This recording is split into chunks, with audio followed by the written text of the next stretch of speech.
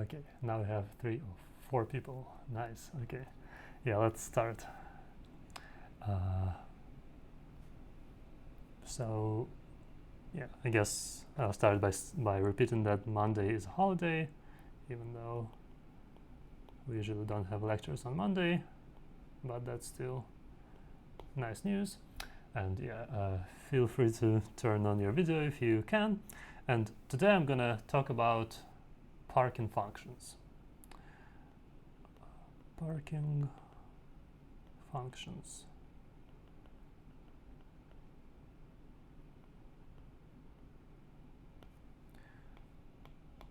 So the definition is very natural. So let's say I have a one-way street. So I'm gonna try to maybe draw a one-way street. It's a one-way street, and then there's n parking spots. 1, 2. Well, they are unoccupied at first. So yeah, anyways, there's n parking spots. N parking spots. And there is also a dead end. So this is a dead end. And this is a one-way street.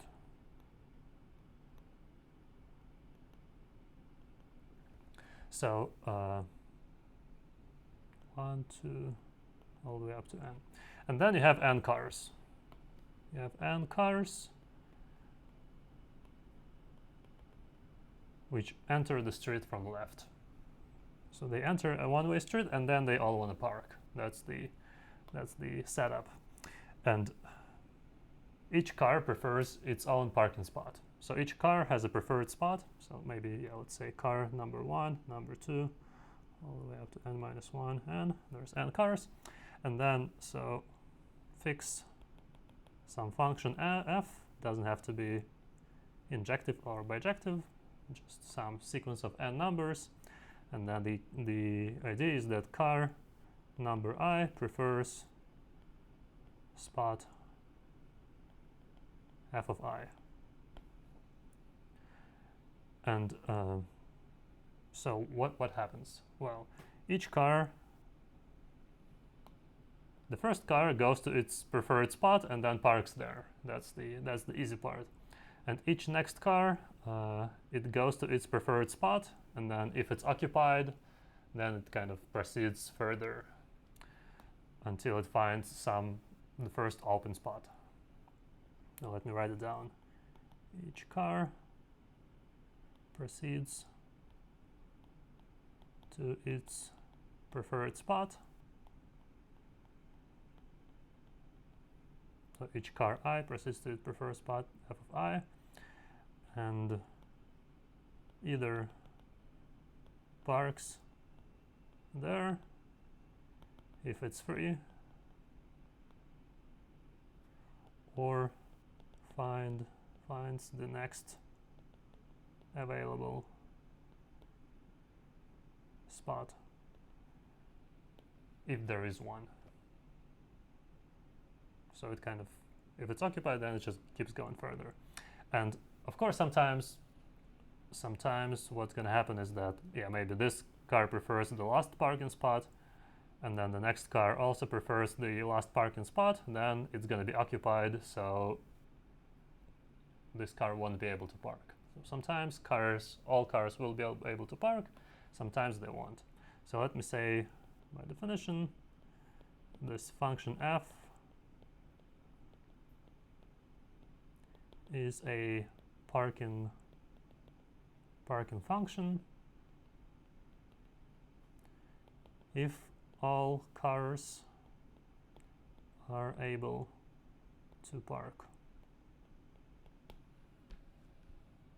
All right. So today we're going to try to count how many parking functions are there. So the question is, how many parking functions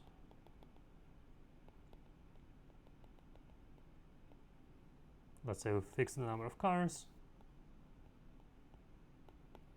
and just count how many parking functions. Is it clear, or should I clarify the statement?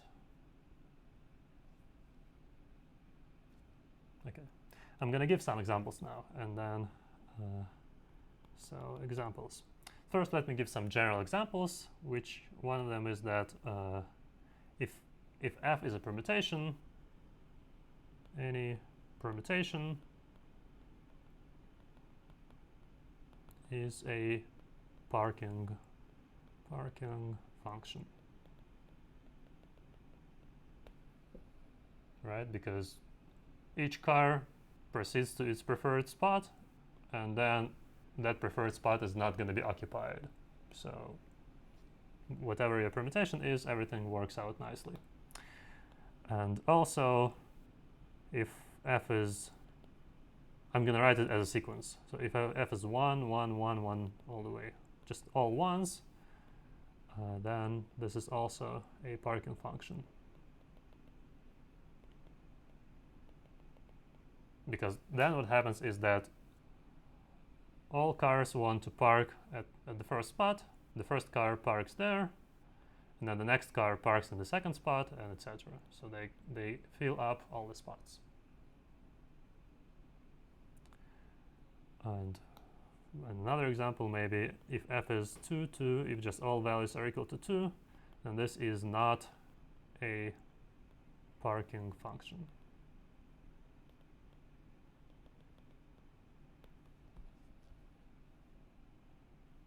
Because the first, if they all want to park at the second spot, then everybody's going to skip the first spot. So they're going to park at 2, 3, all the way up to n, and then the last car is going to get stuck. So yeah, and now let me try to just find all parking functions, maybe for n equals to 2. So how many? Yeah, maybe somebody can write in the chat. So how many and which ones are there? So n not goes to 1. No, because it, right, so if we have 2, 2, 2, 2, 2, then the last car is going to skip the first spot because it's not their preferred spot, and then it's going to get stuck. So that's part of the statement, right? Every car skips the first whatever spots which are not preferred and just hopes for the best. 1, 2, 2, 1, and 1, 1. Oh, nice. Yeah, that is correct. 1, 2, 2, 1, and 1, 1 are the 3 parking. So the answer is 3. And okay, let's try n equals to 3. And I'm gonna, yeah, let me first write down all permutations. 1, 2, 3, 1, 3, 2, 2, 1, 3, 2, 3, 1, 3, 1, 2, 3, 2, 1, right? And then there's also 1, 1, 1, and now maybe somebody can help me. What are the rest parking functions?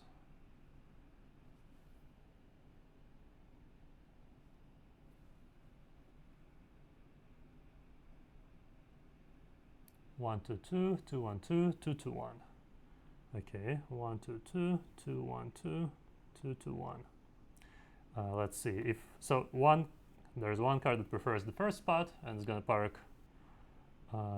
Well, in this case, it's going to park there, and 2 cars that prefer spots 2 and 3. Yeah, I guess we can see that all 3 of these are parking functions, right? This parks at the second spot, and then this guy at the first spot, and then this guy goes to the third spot.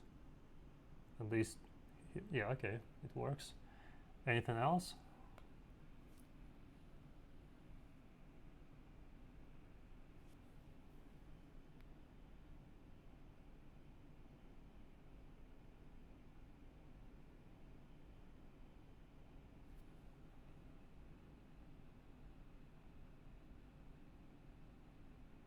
Three, 1, 1. Oh, okay, interesting. Okay, 3, 1, 1. Right, if these 2 cars are going to fill up spots 1 and 2. Well, I guess I'm using the reverse order, but whatever. And then this guy is going to go to spot 3. Okay. Anything else?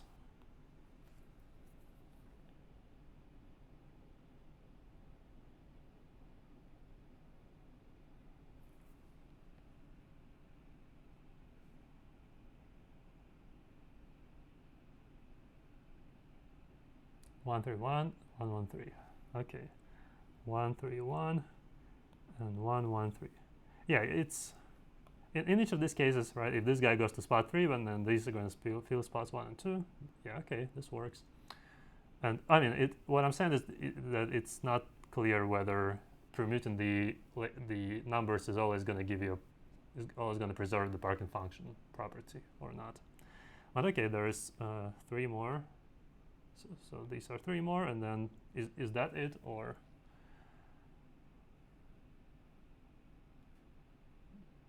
I think there should be some more.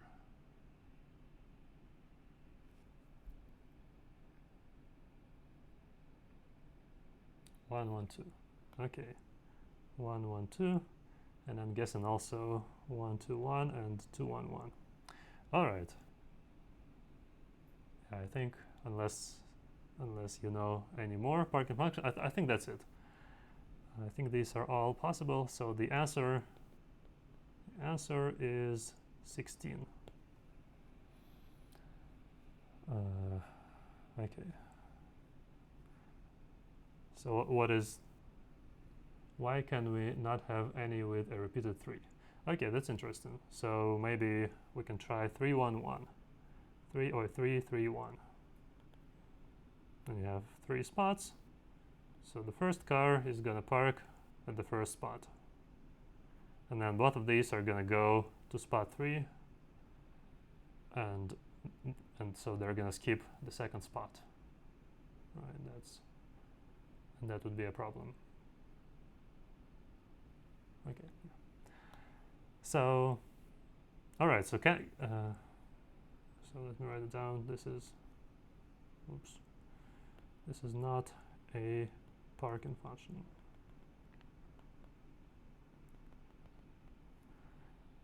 So you can try to guess the answer for general n. Right? You have the sequence 3 and then 16. So I don't know if that reminds you of anything or not. But before we do that, let me actually try to justify that idea that you can always permute the labels. So proposition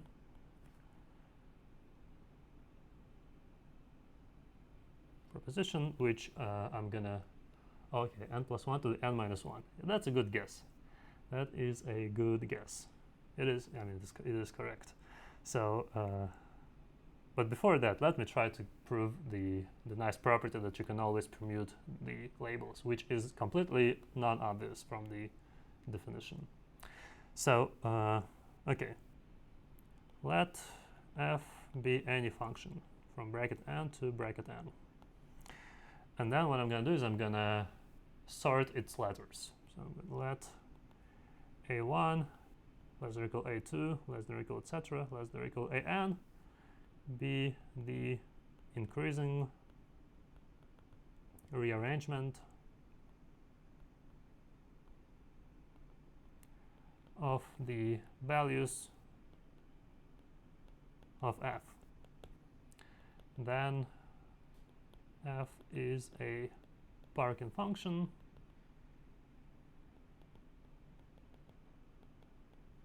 if and only if and only if what? If and only if each ai is less than or equal to I. Each ai is less than or equal to I for all I in bracket n. So yeah, if you look at the example we computed, you see that whenever you sort your labels, the first entry is less than or equal to 1, the second entry is less than or equal to 2, and the last one is less than or equal to 3.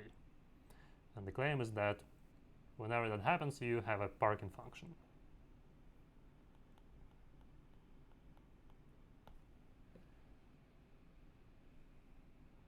And the proof is kind of it just follows from the definition. So let me write it down, but if you just kind of think about it, like how is this condition related to all cars being able to park? Okay, so here is the proof. And there's 2 directions, right? There is an if and there is an only if. So let's first assume that ai less than or equal to I for all I in bracket n. And I want to show that then any permutation of those labels is a parking function. So how do I do that? Well, I observed that a1 less than or equal to 1. I mean, has to be equal to 1. Therefore, at least one car prefers spot 1. So the first spot is at least going to be occupied, and that's good news. Now a2 less than or equal to 2. That means that at least two cars prefer spots less than or equal to 2. So there is at least two cars which prefer either the first or the second spot. And that means that, we know the first spot is going to be occupied. So even if they both prefer the first spot, they're going to occupy the first and the second spot as well. So the first two spots will be occupied.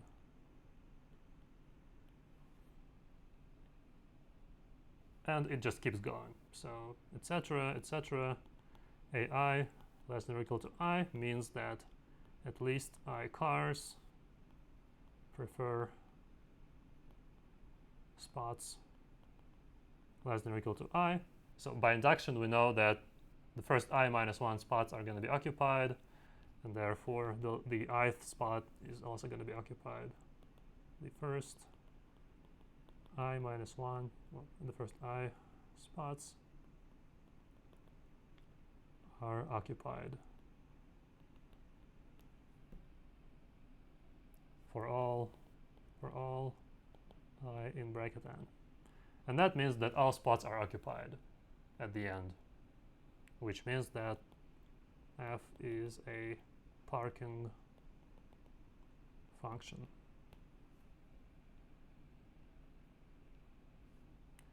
And conversely, let's say, assume f is a parking function, then then all spots are going to be occupied. So since each car, well, let's say, yeah, let me write it down like this. So for I in bracket n, if ith car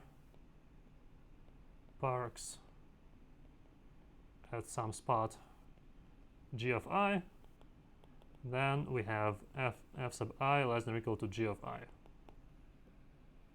Right? Because f sub I is the preferred spot, so it goes to the preferred spot and then goes some more steps to the right and finally parks at some other spot. So f sub I has to be less than or equal to g of I. And in particular, thus for each parking spot j in bracket n, the number of I such that f sub I is less than or equal to j is, well, it's at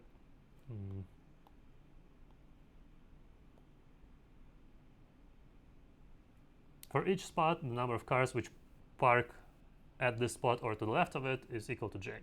So they all have to prefer spots to the less than or equal to j. So the number of such cars is at least j. And this is the same as saying that a sub j is less than or equal to j. I don't know if I'm being completely unclear here, or but I mean that's the whole proof. Just because you know that the first j spots are occupied, that means the smallest j values of f are going to be less than or equal to j.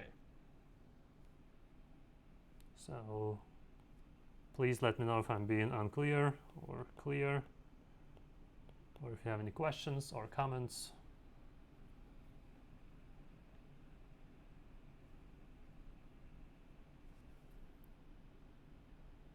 Okay, and there is a thumbs up.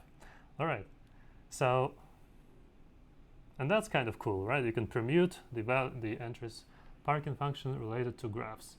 Yeah, that's an interesting question, and I don't think I'm going to answer it. I mean, so okay, let me state the next result. I think, yeah, so first of all, let me write it down explicitly. Corollary, any permutation of the entries of a parking function is a parking function. And now let me state the result about how many parking functions are there.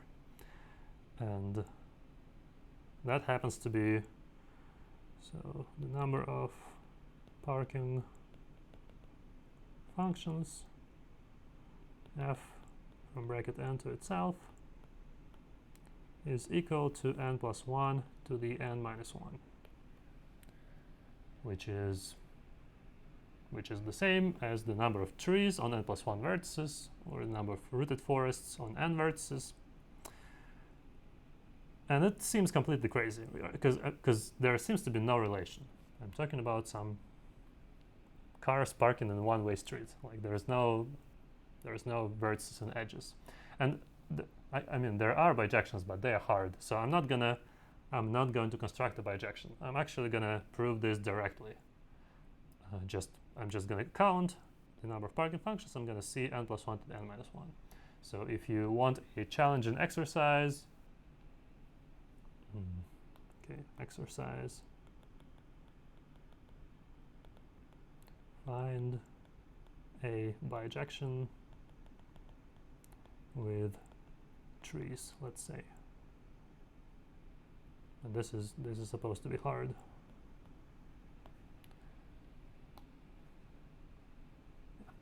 So instead, okay, so let me try to explain the proof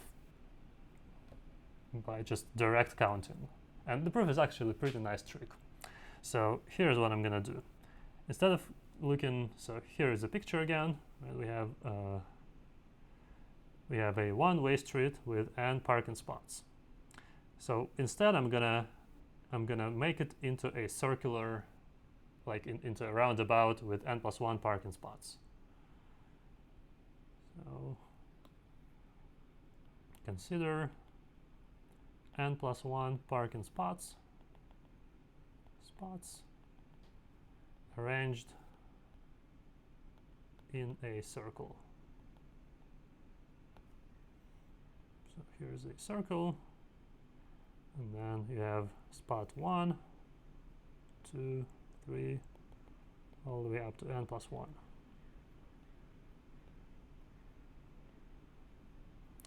And my cars are going to enter, so this is the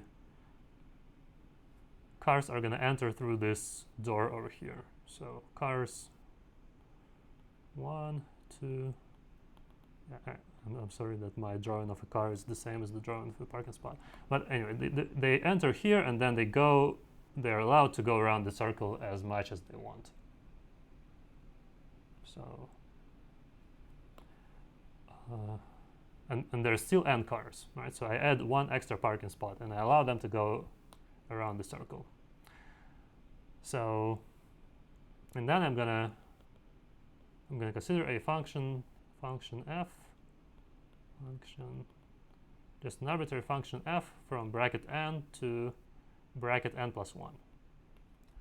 Right, so now each of the n cars is allowed to prefer any of the n plus 1 parking spots. So let's see what's going to happen. And what's going to happen is that they're all, yeah, I guess, I mean, the statement is the same. Each car goes to the, each car each car goes, each car I goes to spot f of I, which is now any of the n+1 spots, and then looks for the next available spot. And the difference now is that all cars are going to be able to park. All cars are now able to park because it's a circle. They can go around as much as they want, and the number of spots is more than the number of cars, so they're always going to be able to park. And okay, so how this seems to destroy the whole problem, right? How is it related to the original parking functions? And well, even though all the cars will be able to park, there's going to be one empty spot left. Will be able to park, leaving exactly one empty spot J. So so the claim is that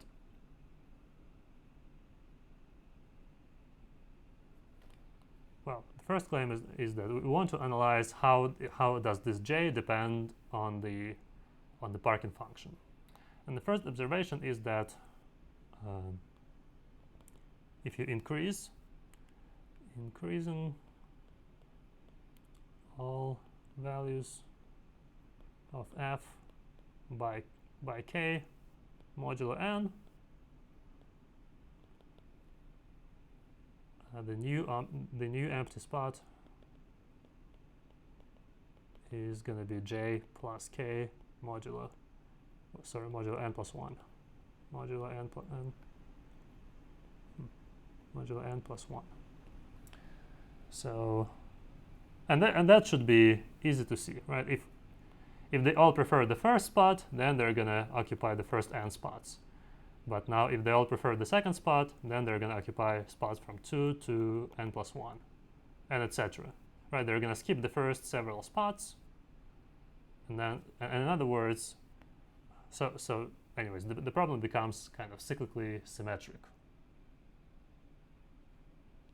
Is that clear or? Okay. All right.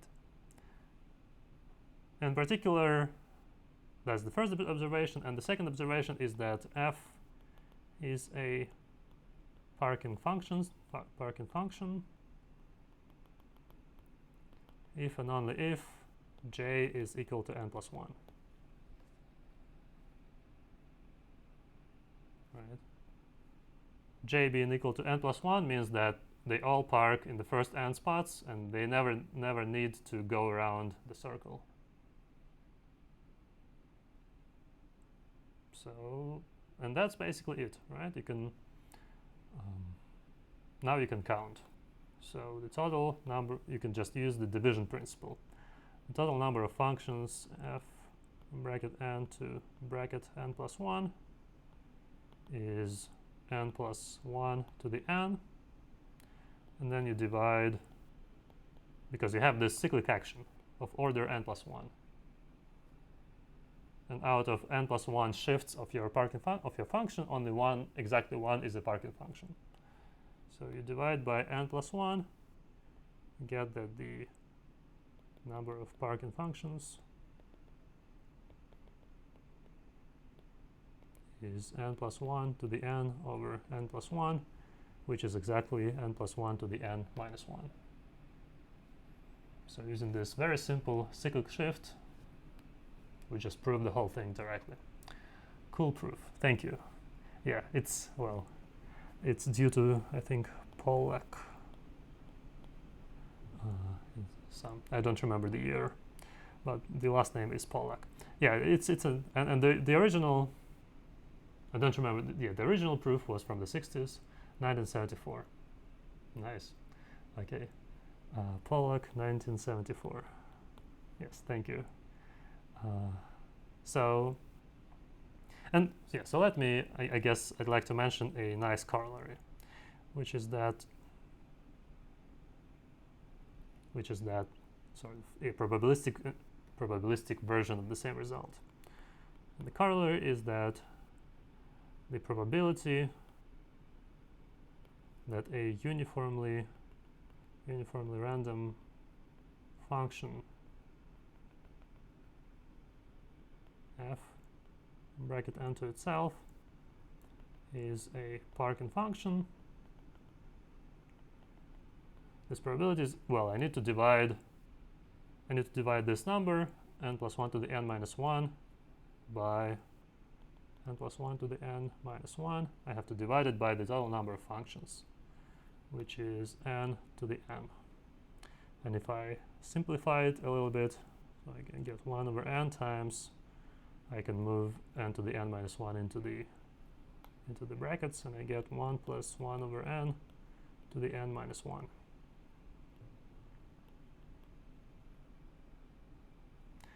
And this is nice because as n gets large, this is approximately equal to e over n, because this thing here, as you know, converges to e. And yeah, so I guess what is the outcome of this? Well, I mean, it tends to 0, right? But it tends to 0, and it's proportional to 1 over n. Yeah.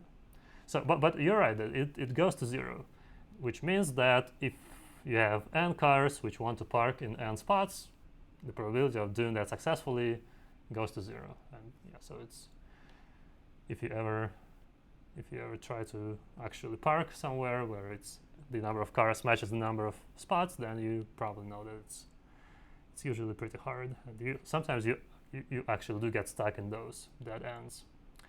Yeah. Anyways, so that's one appearance of these numbers, n plus 1 to the n minus 1. And before I go further, I would like to mention some other. So what I'm going to do now is going to be no proofs. I'm just going to tell you some facts which I think are interesting. And so that's should be completely unrelated to this class, but still I think it's nice. So I'm going to discuss hyperplane arrangements.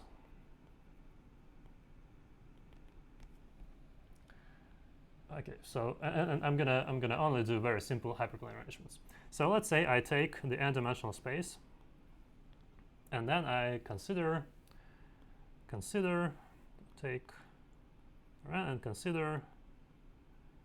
the following hyperplanes. So it's a collection of hyperplanes which are given by xi minus xj equal to 0 for all 1 less than or equal I less than j less than or equal to n. So let me try to maybe draw some examples. So let's say n equals to 2, and then I have the two-dimensional plane x1, x2, and I have a unique. In this case, it's going to be a line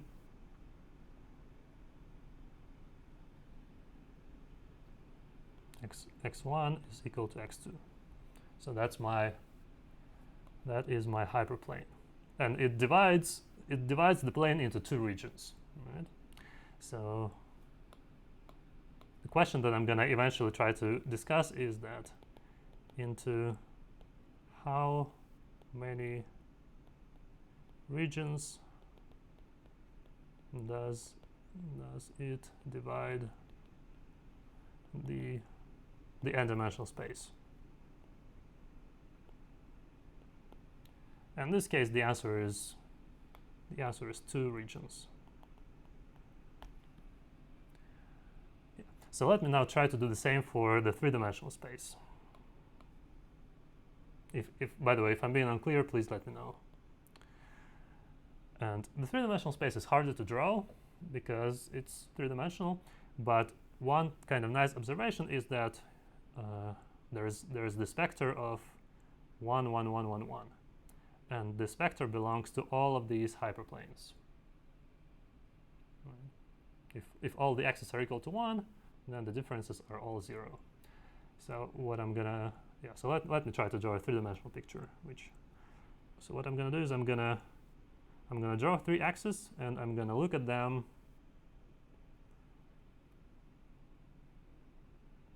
kind of as I'm looking at the corner of the room, just in the direction of so the vector 1, 1, 1, vector 1, 1, 1 should point at my face. 1, 1, 1 points orthogonally to the screen of my iPad. And then let's say these are x, y, z, or maybe x1, x2, and x3, just the 3 axes. So, and then it's easy, right? I'm just gonna, so what is I have hyperplanes, let's say x1 is equal to x2. And in this projection, x1 being equal to x2 means that it's the plane that contains this vector 1, 1, 1. But in this projection, it just looks at this. Let me try to draw it. Looks as a straight line, like this. This is x1 equal to x2. And similarly, I can draw the I can draw the hyperplane x1 is equal to x3, and finally, here's one more. This is x2 is equal to x3. So I have 3 hyperplanes, which together they share a line, right, which is proportional to this vector, and then they kind of divide the 3-dimensional space into 6 regions. Does it make sense? Or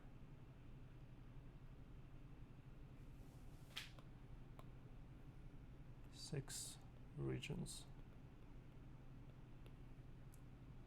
And I can actually explain this in general. So it's hard to think about geometry of n-dimensional spaces. But in this case, what do I even mean by regions? And by regions, I mean these kind of convex connected components of the complement of my set of hyperplanes, of the union of those hyperplanes. So in general, inside each region, we have xi not equal to xj for any I not equal to j. Right? So if you take a point inside one of the regions, all of its coordinates are going to be different. And the 2 regions are going to, so basically what I'm saying is that the regions are in bijection with like orderings of n numbers. So the total number of regions is going to be n factorial. Okay. Yeah. If this does not make sense, then please stop me. I'm happy to explain more. So by the way, this is called this collection of hyperplanes is called the braid arrangement.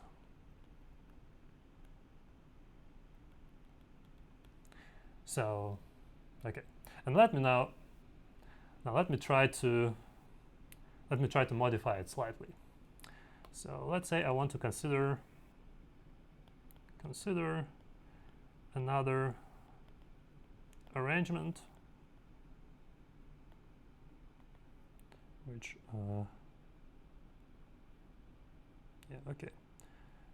another arrangement which is given by xi minus xj is equal to 0 or 1 for all I less than j.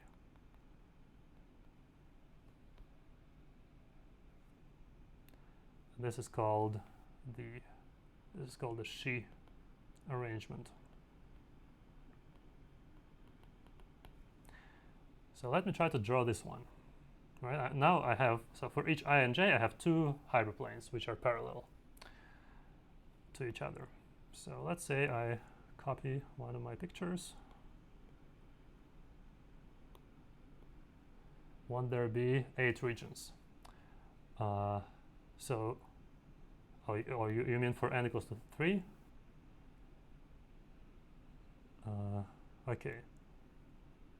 Why 8? I mean, there is 6 regions in this plane, and in general, it looks like the.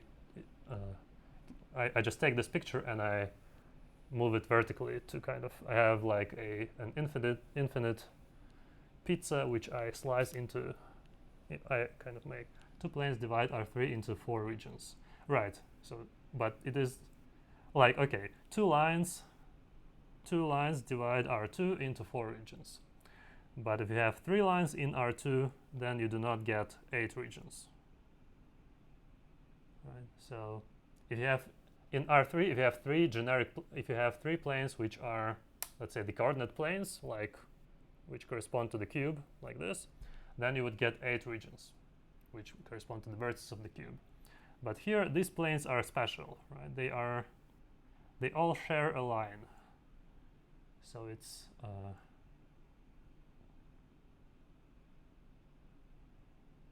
okay. Yeah, I know. I mean, I'm not being completely rigorous, but I think this proof can be made into rigorous arguments, right? Whenever you have 2 points which are ordered in the same way, then they belong to the same region because the whole line segment between them is contained inside that region. Yeah. So, all right. Let me try to draw the Xi arrangement. Okay, I think I already have this. All right. So for the Xi arrangement, I have one hyperplane which is x1 minus x2 equal to 0. But now I have one more, which is let's see. I think it should look something like this. X1 minus x2 is equal to 1. There is so there is just 2 lines. They divide my plane into 3 regions. So 3 regions.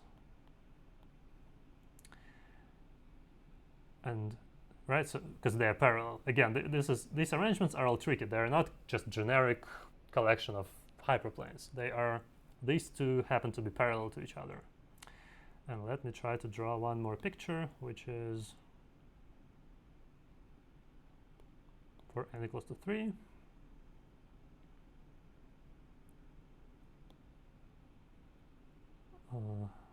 Okay, so x1 minus x2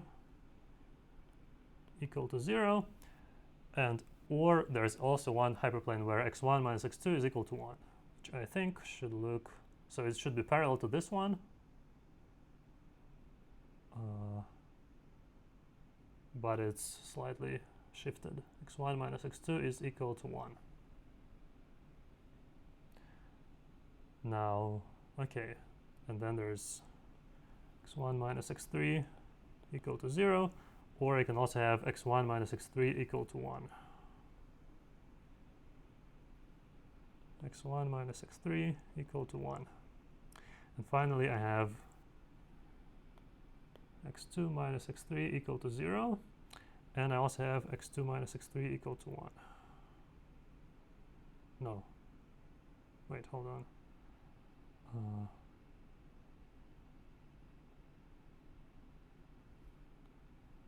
Okay. Yeah, it should be here.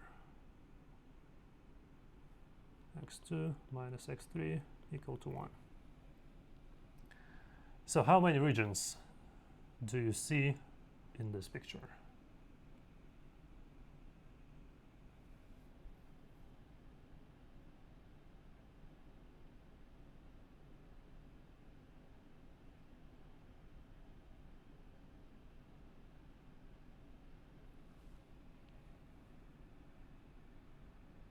$14. 16. Any other? Yeah, let me try to count. 1, 2, 3, 4, 5, 6, 7, 8, 9, 10, 11, 12, 13, 14, 15, 16. 15, 10. Oh, okay. yeah, so 16, if I count the outside regions, then I get 16 regions, which is a familiar number. So again, it's not, well, I mean, this guy is a power of 2, but it's not like 2 to the number of hyperplanes, right? It's there are some triple intersection points, but the answer is 16. And what I would like to state without proof is that in general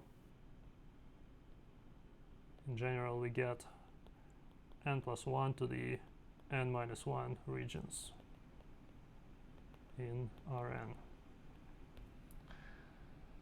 Okay, numbers are hard. Yeah. So to me this is okay.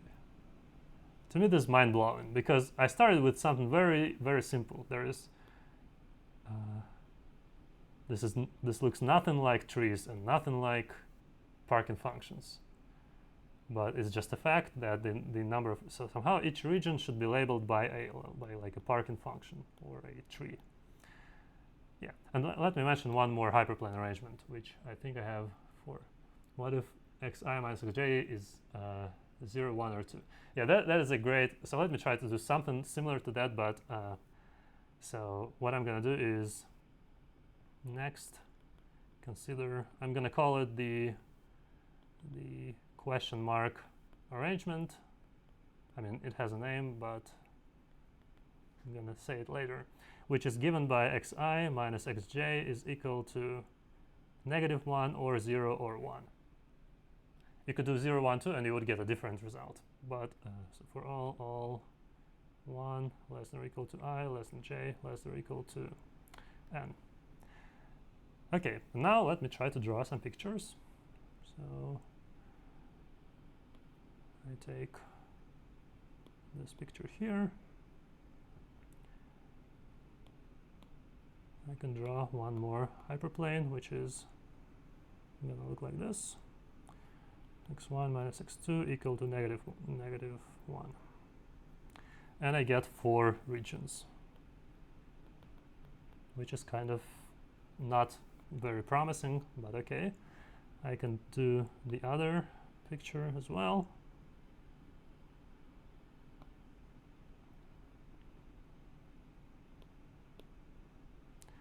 And I draw, okay, this is going to be hard. No.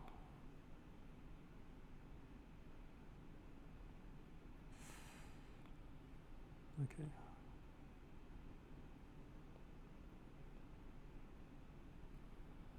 x2 minus x3 is equal to -1. And here I'm going to draw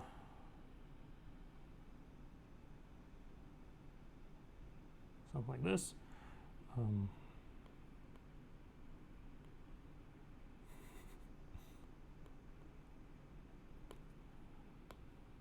x1 minus x2 is -1. And finally, one more.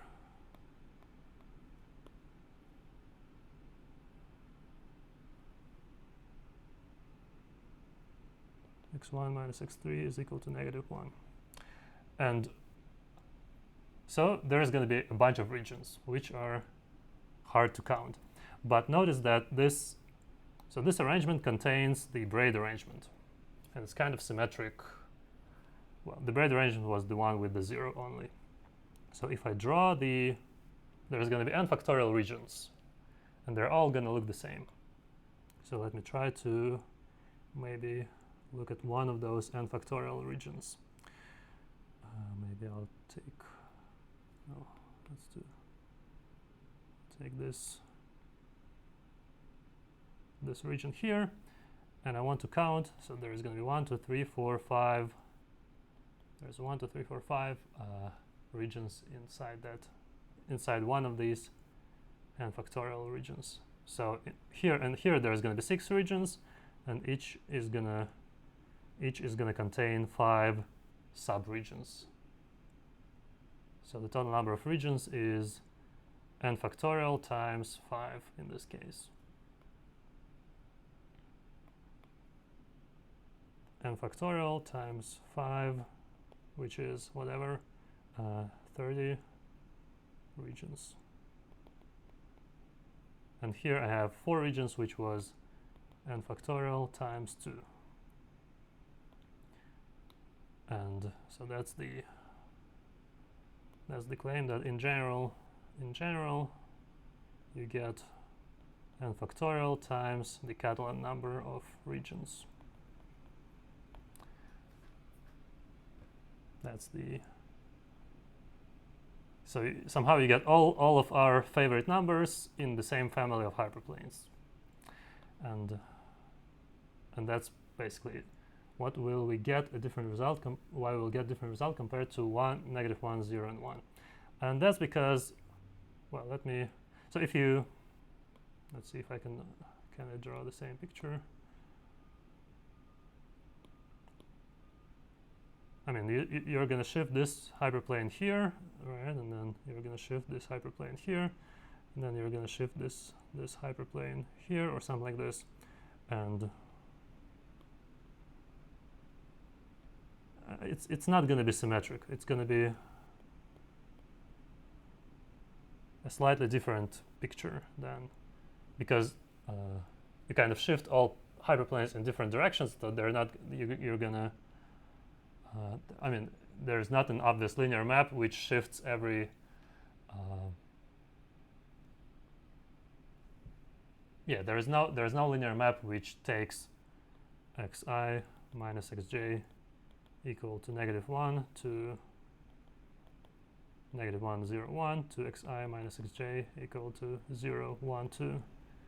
You would have to shift every xj by like 1 more than every xi, but because I have all pairs, it's these two arrangements are not obviously related. So yeah, you actually get different answers. You can even try to draw an arrangement like xi minus xj is equal to 1 for all I less than j, and then you're gonna see it's not the same as if you have 0 here. You're gonna actually see a triangle.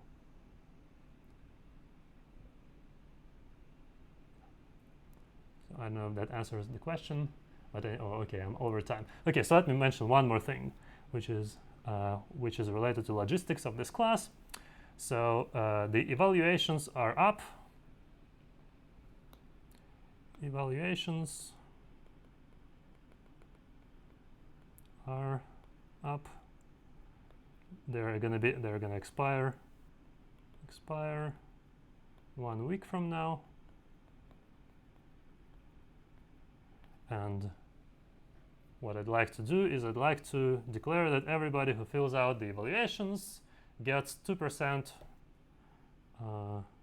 fill out evaluations get plus 2% to the grade, to the final grade, which I guess that doesn't mean that if you don't, then you get like 98%. That's not so. The new maximal grade is 102%. And let me, if you think this is not, I mean, I was trying to figure out the correct number for this, and I looked at the table. So we have the table here, which if you look at some of the groups, that's about 2% is about the size of a random group of those grades. So you can if you do this, you can maybe bump yourself up a little bit. Yeah. Anyways, that's, people have been asking me about extra credit, and I guess I'll do this, and then hopefully, yeah. Anyways, why am I doing this? Well, first of all, because that's actually official UCLA policy. I have a button in like my UCLA which allows me to just give everybody plus 2%. So this is completely anonymous and everything, and yeah, and feedback is important. So please fill out the evaluations, and that's it. Monday is a holiday. I will see you all have a nice long weekend. I will see you all on Wednesday.